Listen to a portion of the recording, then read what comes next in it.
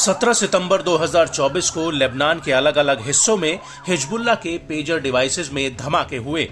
इन धमाकों में 12 लोगों की जान चली गई और करीब 3000 लोग घायल हुए हैं।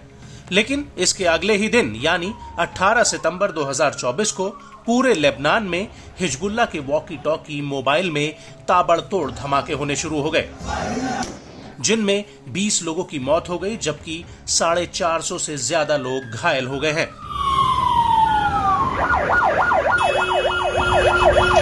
और हिजबुल्लाह के इतिहास में यह पहली बार है जब लेबनान में इतने बड़े स्तर पर ताबड़तोड़ धमाके हुए हों। लेकिन ऐसा लग रहा है कि अब इजराइल ने पासा ही पलट दिया है और लेबनान में घुसे बिना ही इजराइल ने हिजबुल्लाह को बुरी तरह फंसा दिया है। पहले पेजर डिवाइस और अब वॉकी टॉकी में हुए धमाकों से पूरा लेबनान दहल उठा है। आम जनता में इतनी बदहवासी है कि उन्हें यह समझ नहीं आ रहा कि उनके पास रखी कौन सी इलेक्ट्रॉनिक वस्तु बम है या नहीं। हालांकि इजराइल ने आधिकारिक रूप से इस हमले पर कुछ नहीं कहा है, लेकिन सूत्रों का कहना है कि इन धमाकों के पीछे इजराइल की खुफिया एजेंसी मोसाद का हाथ है। लेकिन इन हमलों की वजह से अब इजराइल और हिजबुल्लाह में सीधी जंग का खतरा और ज्यादा बढ़ गया है, क्योंकि इजराइल के रक्षा मंत्री ने हाल ही में अपने बयान में कहा है कि हम युद्ध का एक नया चरण खोल रहे हैं।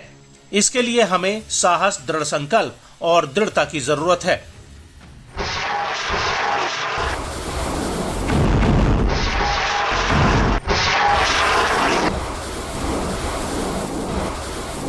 वहीं वॉकी टॉकी में हुए धमाकों को लेकर अब एक बहुत बड़ा खुलासा हुआ है। दरअसल जो वॉकी टॉकी फटे हैं उन पर जापानी कंपनी ICOM 6208T का लोगो दिख रहा है। दावा है कि जिन वॉकी टॉकी में ब्लास्ट हुआ है उन्हें ICV82 मॉडल से रिसेंबल किया गया था।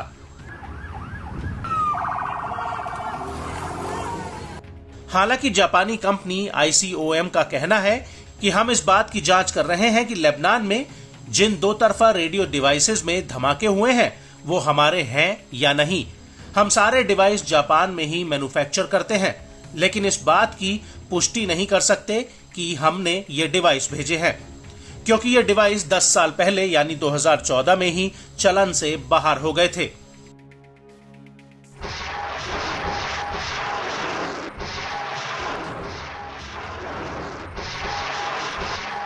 आपको बता दें कि कंपनी का कहना है कि वो विदेशों में सिर्फ अधिकृत डिस्ट्रीब्यूटर्स के जरिए ही अपने प्रोडक्ट्स बेचती है। कंपनी का ये भी दावा है कि उसने कुछ महीनों पहले मार्केट में चल रहे उन डुप्लीकेट प्रोडक्ट्स को लेकर चेतावनी दी थी जिन्हें कंपनी ने चलन से बाहर कर दिया था। आपको बता दें कि जिन वॉकी टॉकी में धमाका हुआ है वो हिजबुल्लाह ने 5 महीने पहले ही ऑर्डर किए थे। वहीं इजराइल ने इन डिवाइसेस को लेबनान पहुंचने से पहले ही इनमें विस्फोटक फिट कर दिया था।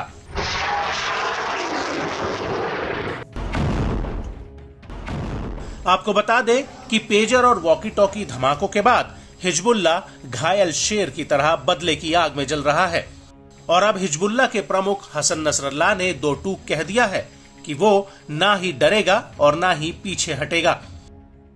नसरल्लाह ने अपने एक बयान में कहा कि हम यहूदी दुश्मन से यही कहेंगे कि हम ना तो डरेंगे और ना ही पीछे हटेंगे। हम दुश्मन के सभी सैन्य कमांडरों को चेतावनी देते हैं कि प्रतिरोध तैयार है। हर किसी को यह सुनिश्चित करना चाहिए कि प्रतिरोध का पलड़ा भारी रहे और वो दुश्मन पर भारी प्रहार कर सके। हम इस आतंकवादी घटना का जवाब जरूर देंगे।